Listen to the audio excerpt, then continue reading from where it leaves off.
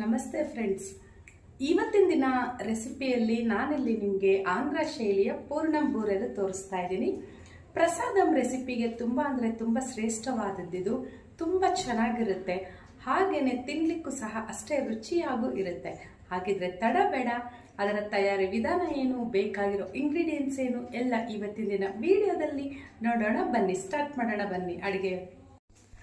Friends, ತುಂಬ traditional recipe ಇದು ಅಂತ ಹೇಳ್ಬೋದು. ನವರಾತ್ರಿಯ 4ನೇ ದಿನ ಕೂಷ್ಮಾಂಡ ದೇವಿಯನ್ನು ಆರಾಧಿಸುವಂಥ ದಿನ ಇದಂತೂ ಈ ನೈವೇದ್ಯ ತುಂಬ ಶ್ರೇಷ್ಠವಾಗಿರುತ್ತೆ. ಪೂರ್ಣಂ ಬೂರೆಲು, ಆಂಧ್ರ ಶೈಲಿಯ ಪೂರ್ಣಂ ಬೂರೆಲು ಹೇಗೆ ಮಾಡೋದಂತ ನೋಡೋಣ. ಫ್ರೆಂಡ್ಸ್, ಈ ರೆಸಿಪಿನ ಮಾಡಲಿಕ್ಕೆ ನಾನಿಲ್ಲಿ ಒಂದು ಬೌಲ್ ತೊಗೊಂಡು 1 ಕಪ್ಪಷ್ಟು ಉದ್ದಿನಬೇಳೆಯನ್ನು ತೊಗೊಳ್ತಾ ಇದ್ದೀನಿ. ಅದನ್ನು ಬೌಲ್ಗೆ ಸೇರಿಸ್ಕೊಳ್ತಿದ್ದೀನಿ. 1 ಕಪ್ ಉದ್ದಿನಬೇಳೆಗೆ 1.5 ಕಪ್ಪಷ್ಟು ಅಕ್ಕಿಯನ್ನು ಹಾಕಬೇಕು. ರೇಷನ್ ಅಕ್ಕಿ ಅಥವಾ ಇಡ್ಲಿ ಅಕ್ಕಿ ಯೂಸ್ ಮಾಡಿ, ಸಣ್ಣ ಅಕ್ಕಿ ಯೂಸ್ ಮಾಡಿದರೆ ಅಷ್ಟು ಚೆನ್ನಾಗಿ ಬರಲ್ಲ. ಈಗ ಇದನ್ನು ಚೆನ್ನಾಗಿ ವಾಶ್ ಮಾಡಿ ಒಂದು 3 ರಿಂದ 4 ಸರಿ ವಾಶ್ ಮಾಡಿದ ನಂತರ ಇದಕ್ಕೆ ನೀರನ್ನು ಹಾಕಿ ಒಂದು 6 ಗಂಟೆಗಳ ಕಾಲ ನೆನೆಸಿಟ್ಬಿಡೋಣ. ನಾನು ಹಿಂದಿನ ದಿನ ನೈಟೇ ನೆನೆಸಿಟ್ಟಿದ್ದೀನಿ. ಈಗ ಬೆಳಗ್ಗೆ ಇದನ್ನು ನಾವು ಗ್ರೈಂಡ್ ಮಾಡ್ಕೊಳ್ಬೇಕಾಗತ್ತೆ. ಈಗ ಬೆಳಗ್ಗೆ ಇದನ್ನು ಓಪನ್ ಮಾಡ್ತಾ ಇದ್ದೀನಿ ನೋಡಿ. ಈಗ ಈ ನೀರನ್ನು ಬಗ್ಗಿಸಿ, ಅಂದರೆ ಈ ನೀರನ್ನು ಕೆಳಗಡೆ ಹಾಕಿಬಿಟ್ಟು ಈಗ ಈ ಒಂದು ಬೇಳೆ ಮತ್ತು ಅಕ್ಕಿನ ಮಾತ್ರ ಮಿಕ್ಸಿ ಜಾರ್ಗೆ ಸೇರಿಸ್ಕೊಂಡು ಸ್ವಲ್ಪ ನೀರನ್ನು ಹಾಕಿ ಗ್ರೈಂಡ್ ಮಾಡ್ಕೊಳ್ಳಿ. ತುಂಬ ನೀರನ್ನು ಹಾಕಲಿಕ್ಕೂ ಹೋಗಬೇಡಿ, ನಮಗೆ ಇಲ್ಲಿ ಹಿಟ್ಟನ್ನೋದು ತುಂಬ ನೀರಾಗಿ ಬರಬಾರ್ದು. ಈಗ ಫಸ್ಟ್ ಟ್ರಿಪ್ ಆಗಿದೆ, ಅದನ್ನು ನಾನು ಈ ರೀತಿ ಒಂದು ಬೌಲ್ಗೆ ಹಾಕ್ಕೊಳ್ತಾ ಇದ್ದೀನಿ. ಗ್ರೈಂಡರ್ ಇದ್ದರೆ ಒಂದೇ ಸರಿ ಗ್ರೈಂಡ್ರಿಗೂ ಯೂಸ್ ಮಾಡ್ಕೋಬೋದು. ನಾನಿಲ್ಲಿ ಸ್ವಲ್ಪ ಕಡಿಮೆ ಹಾಕಿದ್ದೆ ಅಲ್ವಾ ಅಕ್ಕಿ ಬೇಳೆ, ಅದಕ್ಕೆ ಮಿಕ್ಸಿ ಜಾರ್ಗೆ ಒಂದು 2 ಟ್ರಿಪ್ ಹಾಕಿ ಗ್ರೈಂಡ್ ಮಾಡ್ಕೊಳ್ತಾ ಇದ್ದೀನಿ. ಈಗ ಸೆಕೆಂಡ್ ಟ್ರಿಪ್ಪು ಆಗಿದೆ, ಅದನ್ನು ಸಹ ನಾನು ಬೌಲ್ಗೆ ತೆಗೆದುಕೊಳ್ತಾ ಇದ್ದೀನಿ. ಇದು ನಾನು ಹೇಳಿದೆ ಅಲ್ವಾ, ದೋಸೆ ಇಡ್ಲಿಗೆ ನಾವು ಹಾಕ್ತೀವಲ್ಲ ಆ ರೀತಿಯಾಗಿ ತುಂಬ ನೀರಾಗೂ ಇರಬಾರ್ದು. ಕನ್ಸಿಸ್ಟೆನ್ಸಿ ಅನ್ನೋದು ನೋಡಿ ಈ ರೀತಿಯಾಗಿರಬೇಕು. ಈಗ ಇದು ಸ್ವಲ್ಪ ತುಂಬ ಗಟ್ಟಿ ಆಯಿತು ಅಂತ ನನಗೆ ಅನ್ನಿಸ್ತಿದೆ. ಇದಕ್ಕೆ ಮಿಕ್ಸಿ ಜಾರ್ಗೆ ರುಬ್ಕೊಂಡಿದ್ದ ಮಿಕ್ಸಿ ಜಾರ್ಗೆ ಸ್ವಲ್ಪ ನೀರನ್ನು ಹಾಕಿ ಈ ರೀತಿ ಬೆರೆಸ್ಕೊಳ್ತಾ ಇದ್ದೀನಿ. ಈಗ ಇದು ಹಾಕಿದ ನಂತರ ಇದಕ್ಕೆ ರುಚಿಗೆ ತಕ್ಕಷ್ಟು ಉಪ್ಪನ್ನು ಹಾಕ್ಕೊಳ್ಳಿ. ಹಾಗೆಯೇ 1 ಟೀ ಸ್ಪೂನಷ್ಟು ಸಕ್ಕರೆ ಹಾಕೋದ್ರಿಂದ ಕೋಟಿಂಗ್ ನಮಗೆ ಇಲ್ಲಿ ಒಳ್ಳೆ ಕಲರ್ ಬರುತ್ತೆ. ಸ್ವಲ್ಪ ಅಡುಗೆ ಸೋಡವನ್ನು ಸಹ ಹಾಕಿ ಚೆನ್ನಾಗಿ ಒಮ್ಮೆ ಮಿಕ್ಸ್ ಮಾಡ್ಕೊಳ್ಳಿ. ಕನ್ಸಿಸ್ಟೆನ್ಸಿ ಈಗ ಅಡ್ಜಸ್ಟ್ ಮಾಡ್ಕೊಳ್ಳಿ ಈ ರೀತಿಯಾಗಿ ವಿಡಿಯೋದಲ್ಲಿ ತೋರಿಸ್ತಿದ್ದೀನಲ್ವ ಹಾಗೆ. ನೀರಾಗೂ ಇರಬಾರ್ದು, ಗಟ್ಟಿಯಾಗೂ ಇರಬಾರ್ದು. ಈಗ ಒಂದು 2 ಅವರ್ ಇದನ್ನು ಪಕ್ಕಕ್ಕೆ ಇಟ್ಬಿಡೋಣ. ಈಗ ನಾವು ಯಾವ ಕಪ್ಪಲ್ಲಿ ಉದ್ದಿನಬೇಳೆ ತೊಗೊಂಡಿದ್ದೀವೋ ಅದೇ ಕಪ್ಪಲ್ಲಿ 1 ಕಪ್ಪಷ್ಟು ಕಡಲೆಬೇಳೆಯನ್ನು ತೊಗೊಂಡು 2 ಗಂಟೆಗಳ ಕಾಲ ಇದನ್ನು ನೆನೆಸಿ ಇಟ್ಕೋಬೇಕಾಗತ್ತೆ. ಈಗ ಒಂದು ಕುಕ್ಕರ್ ತೊಗೊಂಡಿದ್ದೀನಿ. ನೆನೆಸಿ ಇಟ್ಕೊಂಡಿರೋ ಅಂಥ ಕಡಲೆಬೇಳೆನ ಇದಕ್ಕೆ ಸೇರಿಸ್ಕೊಳ್ತಾ ಸ್ವಲ್ಪ ನೀರನ್ನು ಹಾಕಿ ಇದನ್ನು ಕುಕ್ಕರ್ ಮುಚ್ಚಳವನ್ನು ಮುಚ್ಚಿ ಒಂದು 3 ವಿಜಿಲ್ ಕೂಗಿಸ್ಕೊಂಡ್ರೆ ಸಾಕಾಗುತ್ತೆ. ಈಗ ಒಂದು 3 ವಿಜಿಲ್ ಆಗಿದೆ. ನಾನು 3 ವಿಜಿಲ್ ಆದಮೇಲೆ ಓಪನ್ ಮಾಡಿ ಬೇಳೆ ಚೆನ್ನಾಗಿ ಬೆಂದಿರೋ ಅಂಥ ಬೇಳೆಯನ್ನು ಈ ರೀತಿಯಾಗಿ ಒಂದು ತೂತ್ ಬಟ್ಲಿಗೆ ಹಾಕ್ಕೊಳ್ತಾ ಇದ್ದೀನಿ. ನೀರು ಸಪ್ರೇಟ್, ಬೇಳೆ ಸಪ್ರೇಟ್ ಆಗಬೇಕಲ್ವ, ಅದಕ್ಕಾಗಿ. ಈಗ ನೋಡಿ, ಈ ನೀರನ್ನು ವೇಸ್ಟ್ ಮಾಡಬೇಡಿ. ರಸಮ್ ಇಡ್ಬೋದು ಅಥವಾ ನಾವು ಬೇಳೆ ಸಾರೆಲ್ಲ ಮಾಡ್ತೀವಲ್ಲ ಅದಕ್ಕೆ ಯೂಸ್ ಮಾಡ್ಕೋಬೋದು. ಬೇಳೆ ತಣ್ಣಗಾದ್ಮೇಲೆ ಮಿಕ್ಸಿ ಜಾರ್ಗೆ ಸೇರಿಸ್ಕೊಂಡು ಗ್ರೈಂಡ್ ಮಾಡ್ಕೊಳ್ಳಿ. ಇದಕ್ಕೆ ನೀರು ಹಾಕದಿರೇ ಗ್ರೈಂಡ್ ಮಾಡಬೇಕು, ನೆನಪಿರಲಿ. ಬೇಳೆ ಸಾಫ್ಟಾಗಿ ಬೆಂದಿರೋ ಕಾರಣ ಗ್ರೈಂಡ್ ಅನ್ನೋದು ಈಸಿಯಾಗಿ ಆಗುತ್ತೆ, ನೀರು ಹಾಕೋ ಅವಶ್ಯಕತೆಯೂ ಇರಲ್ಲ. ಒಂದು ವೇಳೆ ನಮಗೆ ಗ್ರೈಂಡ್ ಆಗ್ತಾನೇ ಇಲ್ಲ ಅಂತ ಅನ್ನೋರಾದರೆ ನಾವು ಬೇಯಿಸಿಟ್ಟಿದ್ದೀವಲ್ಲ ಬೇಳೆ ನೀರಿದೆ ಅಲ್ಲ, ಅದೇ ನೀರನ್ನು ಸ್ವಲ್ಪ ಹಾಕ್ಕೊಂಡು ಗ್ರೈಂಡ್ ಮಾಡ್ಕೊಳ್ಳಿ. ಈಗ ಇದು ಸಹ ನನಗೆ 2 ಟ್ರಿಪ್ಗೆ ನಾನು ಗ್ರೈಂಡ್ ಮಾಡ್ಕೊಂಡಿದ್ದೀನಿ. ಗ್ರೈಂಡ್ ಮಾಡಿಟ್ಕೊಂಡಿರೋ ಅಂಥ ಹೂರಣನ ಈ ರೀತಿಯಾಗಿ ಒಂದು ಬಟ್ಲಿಗೆ ತೆಗೆದಿಟ್ಕೊಳ್ಳಿ. ಇದು ನಾವು ಒಬ್ಬಟ್ಟಿಗೆ ಹೇಗೆ ರುಬ್ತೀವೋ ಅದೇ ರೀತಿಯಾಗಿಯೇ ಸಾಫ್ಟಾಗಿ ನೀವು ಗ್ರೈಂಡ್ ಮಾಡ್ಕೋಬೇಕು. ಈಗ ಇನ್ನೊಂದು ಕಡೆ ನಾವು ಬೆಲ್ಲನ ಕರಗಿಸ್ಕೊಳ್ಳೋಕ್ಕೆ ಸ್ಟವ್ ಮೇಲೆ ಒಂದು ಪ್ಯಾನ್ ಇಟ್ಟಿದ್ದೀನಿ.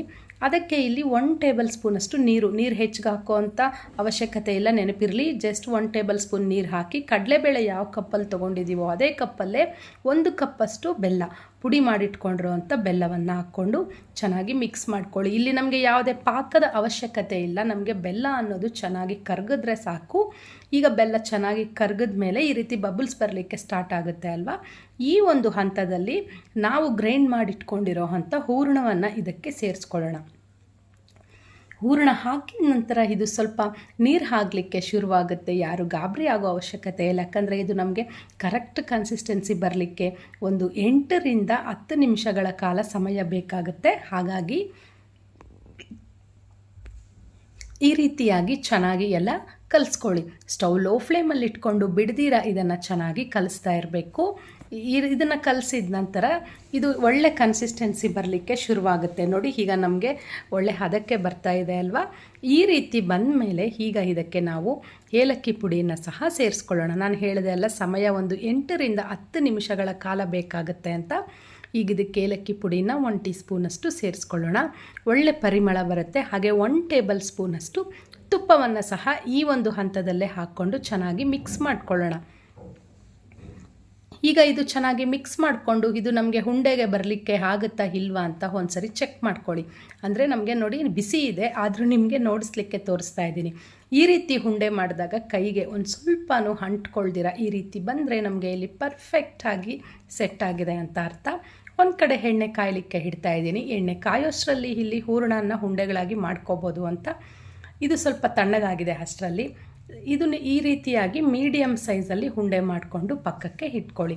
ತುಂಬ ದೊಡ್ಡ ಸೈಜು ಚೆನ್ನಾಗಿರಲ್ಲ, ತುಂಬ ಚಿಕ್ಕ ಸೈಜು ಚೆನ್ನಾಗಿರಲ್ಲ, ಮೀಡಿಯಮ್ಮಾಗಿ ಮಾಡಿಕೊಂಡು ಈ ರೀತಿ ಉಂಡೆ ಮಾಡಿ ಪಕ್ಕಕ್ಕೆ ಇಟ್ಕೊಳ್ಳೋದ್ರಿಂದ ನಮಗೆ ನಂತರ ತುಂಬ ಸುಲಭವಾಗುತ್ತೆ. ಹಾಗಾಗಿ ಹೂರಣ ನೋಡಿ ಎಲ್ಲೂ ಒಂಚೂರು ಕೈಗೆ ಅಂಟ್ಕೊಳ್ದಿರ ಪರ್ಫೆಕ್ಟಾಗಿ ಬಂದಿದೆ ಅಲ್ವಾ? ಈಗ ಎಲ್ಲ ಉಂಡೆಗಳನ್ನು ಮಾಡಿ ಈ ರೀತಿ ತಟ್ಟೆಗೆ ಇಟ್ಟು ನಾನು ಪಕ್ಕಕ್ಕೆ ಇಟ್ಕೊಳ್ತಿದ್ದೀನಿ. ನೋಡಿದ್ರಲ್ವ, ಮೀಡಿಯಮ್ ಸೈಜಲ್ಲೇ ಮಾಡ್ಕೊಂಡಿದ್ದೀನಿ. ಈಗ ನಾನು ಕೈಯಿಂದನೂ ಹಾಕೋದು ತೋರಿಸ್ತೀನಿ ನಿಮಗೆ, ಹಾಗೆಯೇ ಸ್ಪೂನಿಂದ ಹಾಕೋದು ಸಹ ತೋರಿಸ್ತೀನಿ. ಮೊದಲಿಗೆ ಇಲ್ಲಿ ನೋಡಿ ಕನ್ಸಿಸ್ಟೆನ್ಸಿ ಈ ರೀತಿಯಾಗಿ ಕರೆಕ್ಟಾಗಿ ಇರಬೇಕು. ಈಗ ಕೈಯಿಂದ ಹಾಕೋದಾದರೆ ಮೊದಲಿಗೆ ಒಂದು ಉಂಡೆಯನ್ನು ತಗೊಂಡು ಅದನ್ನು ಈ ರೀತಿಯಾಗಿ ಹಿಟ್ಟಿಗೆ ಹಾಕ್ಕೊಂಡು ಚೆನ್ನಾಗಿ ಇದನ್ನು ಕೋಟ್ ಮಾಡ್ಕೊಳ್ಬೇಕು. ಎಲ್ಲೂ ಗ್ಯಾಪ್ ಇರ್ದಿರ ಕೋಟ್ ಮಾಡ್ಕೊಳ್ಳಿ, ಯಾಕಂದರೆ ಅದು ಎಣ್ಣೆಯಲ್ಲಿ ಬಿಡೋ ಅಂಥ ಚಾನ್ಸಸ್ ಇರುತ್ತೆ. ಈ ರೀತಿಯಾಗಿ ಕೋಟ್ ಮಾಡಿಕೊಂಡು ಎಣ್ಣೆಗೆ ಬಿಡೋದು.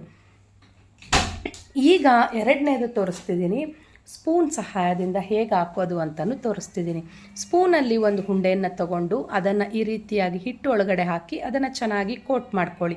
ಕೋಟ್ ಮಾಡ್ಕೊಂಡಿರೋ ಅಂಥದನ್ನು ನಾವು ಎಣ್ಣೆಗೆ ಹಾಕೋದು. ನಿಮಗೆ ಯಾವ ಒಂದು ವಿಧಾನದಲ್ಲಿ ಸುಲಭ ಆಗುತ್ತೋ ಆ ವಿಧಾನದಲ್ಲಿ ನೀವು ಮಾಡ್ಕೊಳ್ಳಿ. ಮೊದಲಿಗೆ ಇಲ್ಲಿ ನಾನು ಕೈಯಿಂದನೇ ಹಾಕಿ ತೋರಿಸ್ತಾ ಇದ್ದೀನಿ.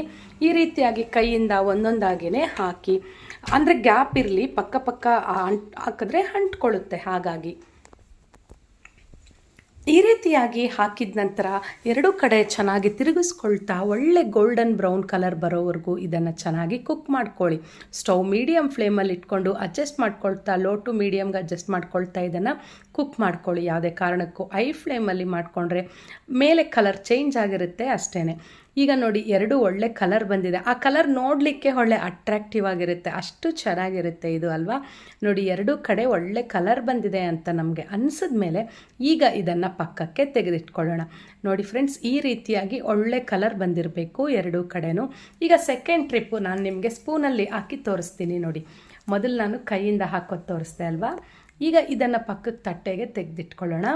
ಈಗ ಸ್ಪೂನಿನ ಸಹಾಯದಿಂದ ನಾವು ಇದನ್ನು ಹಾಕೋಣ. ನೋಡಿ, ಇದೇ ರೀತಿ ಸ್ಪೂನಲ್ಲೂ ಸಹ ಒಂದೊಂದಾಗಿಯೇ ನೆನಪಿರಲಿ, ಗ್ಯಾಪ್ ಇರಬೇಕು, ಹತ್ರ ಇದು ಮಾಡ್ದಿರ ಒಂದೊಂದಾಗೇ ಹಾಕಿ ಕುಕ್ ಮಾಡ್ಕೊಳ್ಳಿ.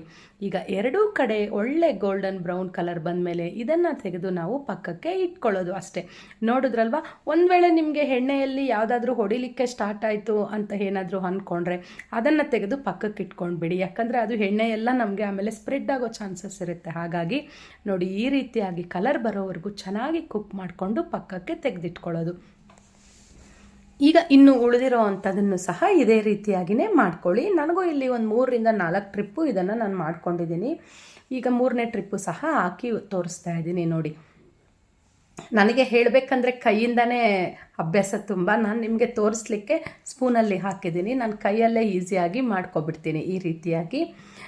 ಇಷ್ಟೇ ಫ್ರೆಂಡ್ಸ್, ಸಿಂಪಲ್, ಪಕ್ಕ ಟ್ರೆಡಿಷ್ನಲ್ ಪ್ರಸಾದಂ ರೆಸಿಪಿ ಅಂತ ಹೇಳ್ಬೋದು. ಇದನ್ನು ನಾವು ಸುಕ್ಕಿನುಂಡೆ ಅಂತಲೂ ಕರಿತೀವಿ. ಈಗ ಈ ರೀತಿಯಾಗಿ ಒಳ್ಳೆ ಕಲರ್ ಬರೋವರೆಗೂ ಅದನ್ನು ಫ್ರೈ ಮಾಡ್ಕೊಂಡಿದ ನಂತರ ಸ್ಟವ್ ಆಫ್ ಮಾಡ್ಕೊಳ್ಳಿ ಅಷ್ಟೇ. ಈಗ ನಾನಿಲ್ಲಿ ಪ್ರಸಾದಂಗೆ ರೆಡಿ ಮಾಡ್ಕೊಳ್ತಾ ಇದ್ದೀನಿ. ನೋಡಿ, ಎಷ್ಟು ಚೆನ್ನಾಗಿರುತ್ತೆ. ಮೇಲೆ ಕ್ರಿಸ್ಪಿಯಾಗಿ, ಒಳಗಡೆ ಸಾಫ್ಟಾಗಿ, ನೋಡಲಿಕ್ಕೆ ಒಳ್ಳೆ ಕಲರು, ಅಟ್ರಾಕ್ಟಿವ್ ಆಗಿ, ತುಂಬ ಅಂದರೆ ತುಂಬ ಚೆನ್ನಾಗಿರುತ್ತೆ. ಒಮ್ಮೆ ಟ್ರೈ ಮಾಡಿ. Traditional prasadam recipe Poornam Boorelu. ದೇವಿ ಕೂಷ್ಮಾಂಡ ದೇವಿಯನ್ನು ಆರಾಧಿಸ್ತಾ ಇವತ್ತಿನ ದಿನ ನಾನಂತೂ ಈ ರೆಸಿಪಿನ ನೈವೇದ್ಯಕ್ಕೆ ಇಡ್ತಾ ಇದ್ದೀನಿ. ಎಲ್ಲರಿಗೂ ಒಳ್ಳೆಯದಾಗಲಿ ಅಂತಲೂ ಬಯಸ್ತಾ ಇದ್ದೀನಿ. ಈ ರೆಸಿಪಿ ನಿಮ್ಗಿಷ್ಟ ಆಗಿದೆ ಅಂತ ನಾನು ಭಾವಿಸ್ತಿದ್ದೀನಿ. ನಿಮ್ಗಿಷ್ಟ ಆಗಿದ್ದಲ್ಲಿ ನನ್ನ ಚಾನಲ್ಗೆ ಲೈಕ್ ಮಾಡಿ, ಶೇರ್ ಮಾಡಿ, ಸಬ್ಸ್ಕ್ರೈಬ್ ಮಾಡಿ.